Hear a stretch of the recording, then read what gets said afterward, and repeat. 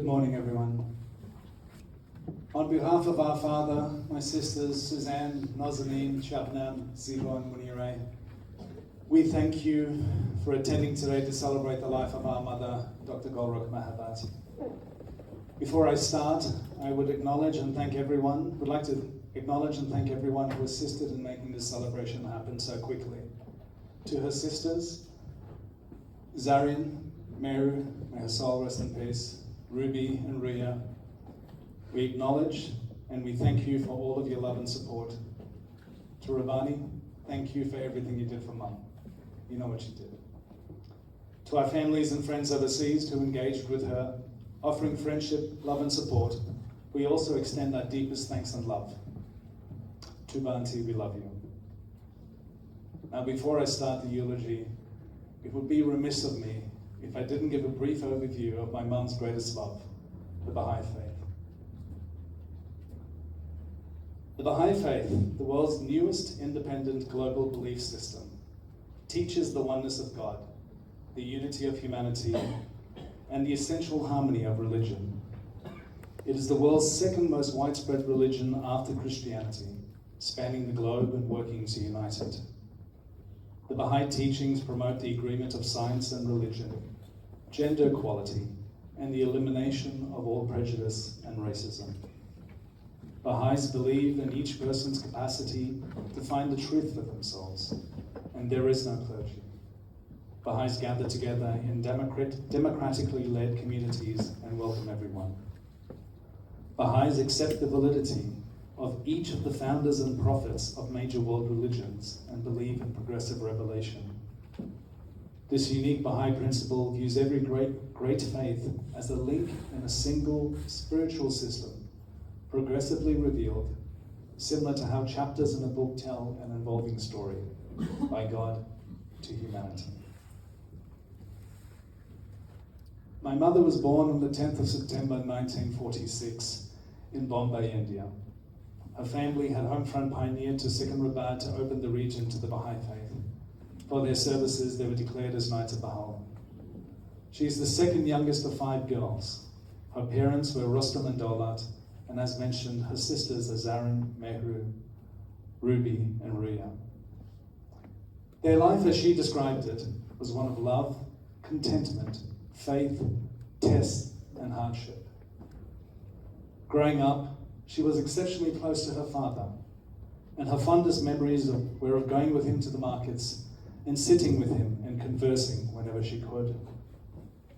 Her mother, the ever-strong matriarch and a fervent believer of the Baha'i faith and its principles, especially that of gender equality, ensured that all her daughters received full educations before marrying them off. Mum studied medicine at university. Her life was a constant stream of struggles.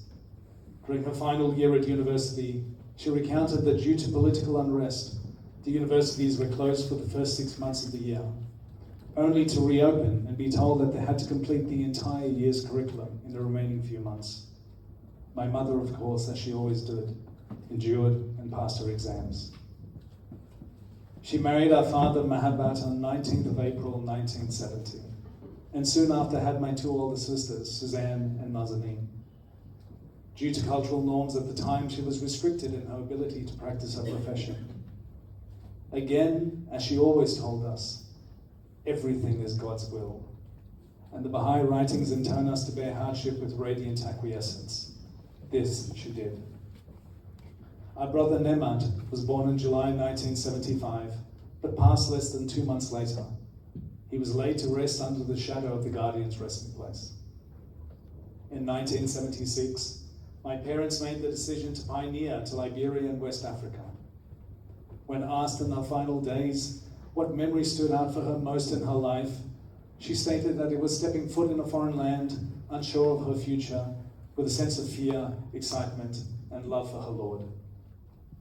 The following year, she had our brother Nabil, who was afflicted by osteogenesis imperfecta, and passed away after 7 months.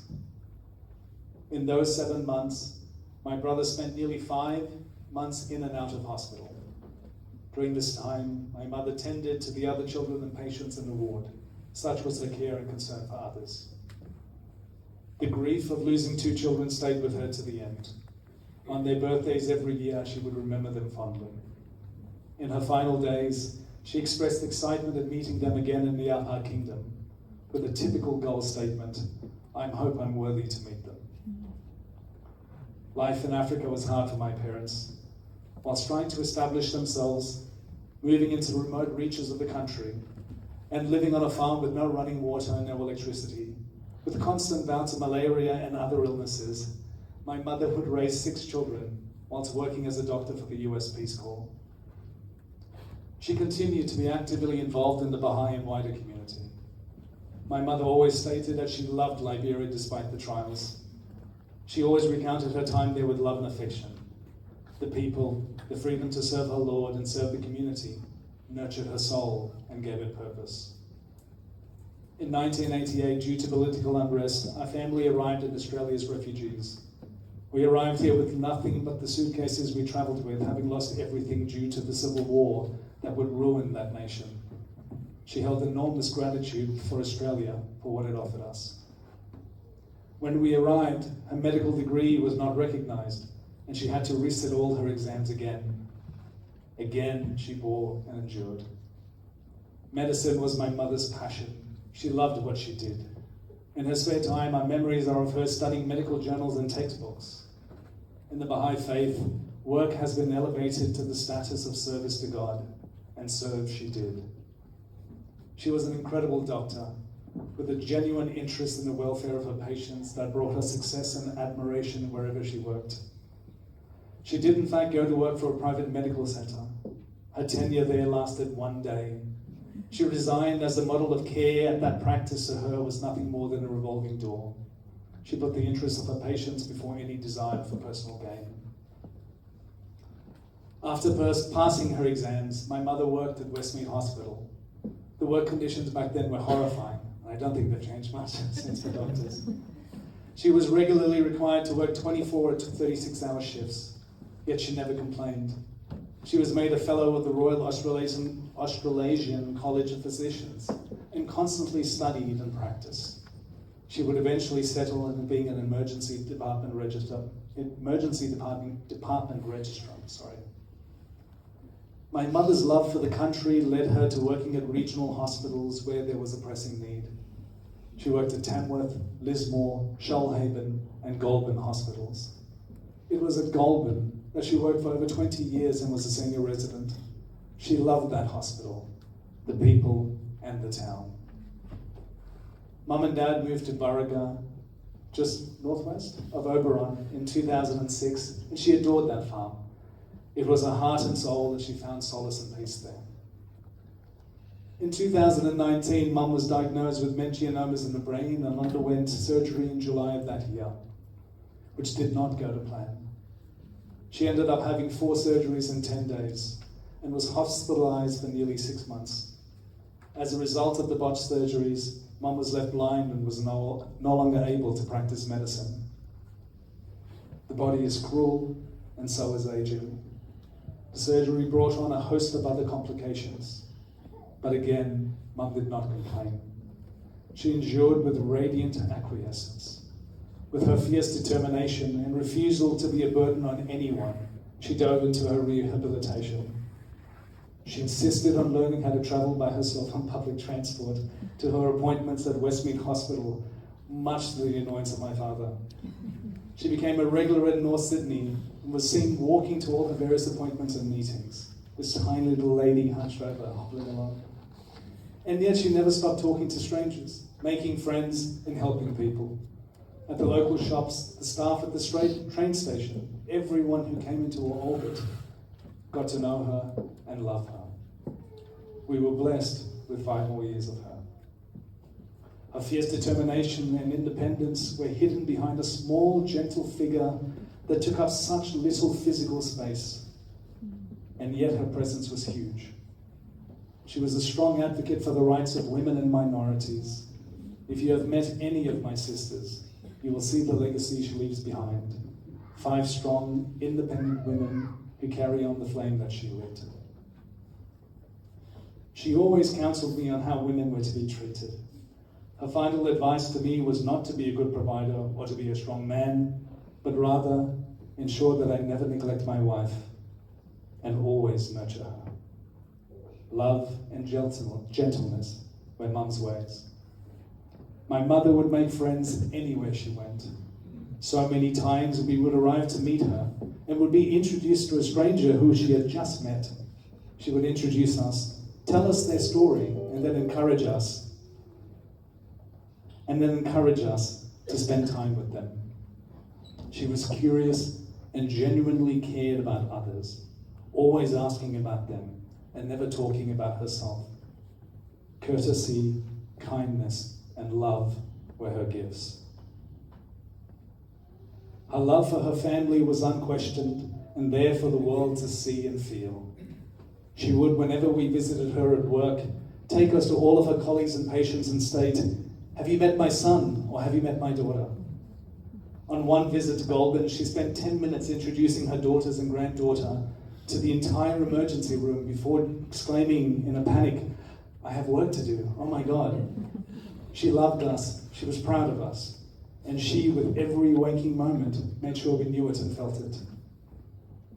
My mother had a deep affection and connection with indigenous communities wherever we went and lived. In Africa, I remember most of our friends being locals. My mother dove into any community that would welcome her, learning and serving constantly. Her love for the Australian indigenous community was also great. She worked and served at the Darug Medical Centre in Mount Druitt for 2 years. We remember being taken to events hosted by the local communities there. In our teens, she encouraged us to go into indigenous communities and serve. Some of my greatest memories involve trips to the Laromba Reservation near Alice Springs, or serving with local indigenous groups in Dubbo and Mudgee.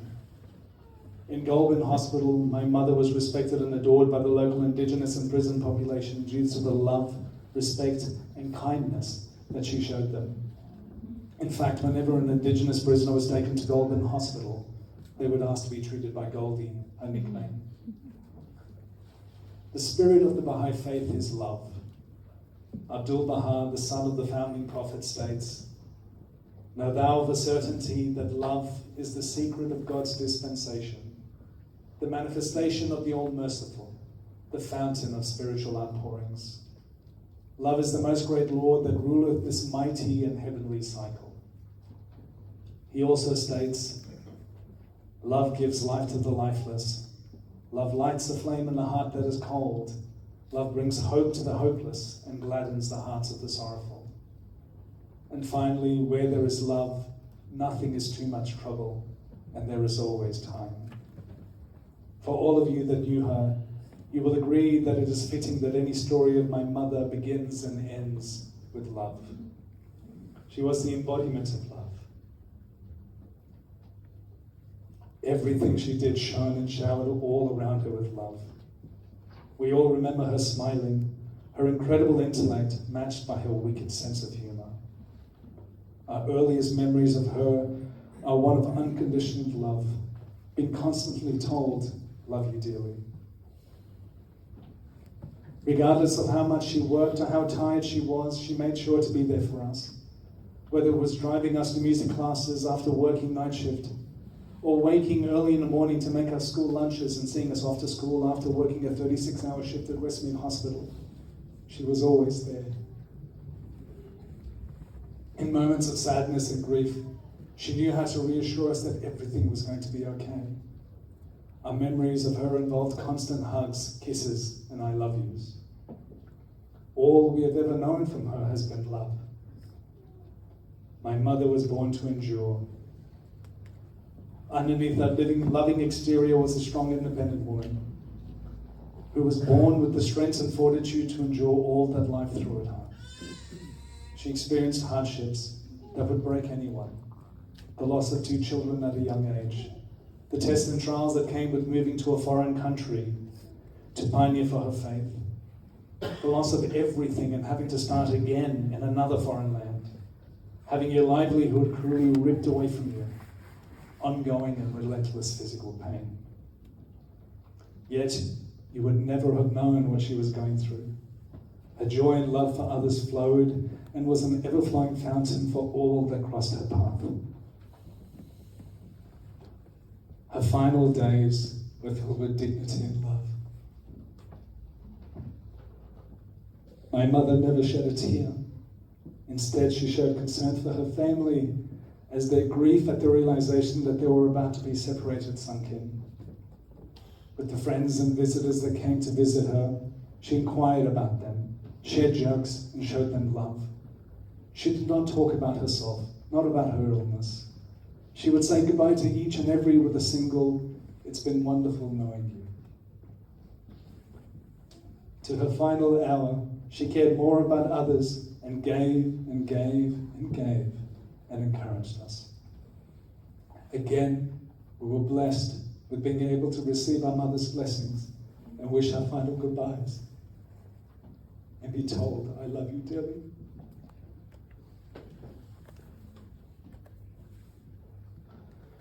One can imagine my mother sitting at the feet of her Lord, the ever-knowing, the all-merciful, surrounded by our brothers, her parents, her sister Meru, and her beloved grandson Nabil. So what was Mum's legacy? So many things, but ultimately it was love.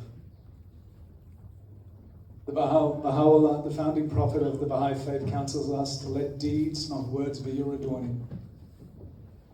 We are also told, do not be content with showing friendship in words alone. Let your heart burn with loving kindness for all who may cross your path. Both of these she did. She radiated love, laughter, and joy. She was love. And so, ladies and gentlemen, I thank you for coming today and honoring the memory of my mother. As she would have told you all, I now say to you, I love you dearly.